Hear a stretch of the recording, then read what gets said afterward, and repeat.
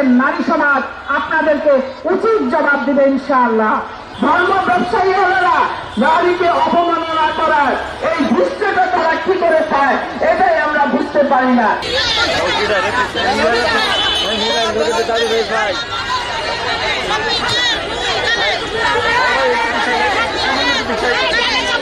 বড় ভাই ঠিক চাই না, বড় ভাই আরেকজন তো ছবি নিচ্ছে, আপনি নিচ্ছেন না, আরেকজন নিচ্ছেন।